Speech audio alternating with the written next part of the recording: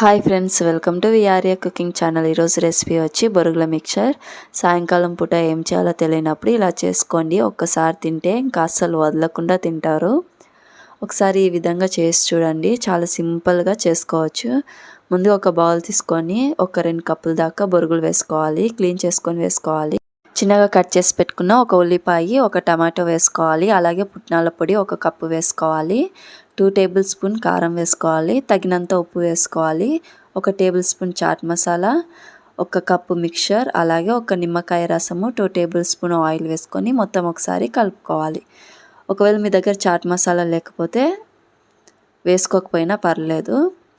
ఇవన్నీ వేసుకున్న తర్వాత బాగా కలుపుకోవాలి. స్పూన్తో కన్నా చేయితో కలుపుకుంటేనే ఈ ఉప్పు, కారం, పుట్నాల పొడి, మసాలా, టమాటో, ఉల్లిగడ్డ మొత్తం కలిసి మిక్చర్కి టేస్ట్ వస్తుంది. అలాగే నా ఛానల్ ఫస్ట్ టైం చూసినట్టయితే సబ్స్క్రైబ్ చేసుకోండి.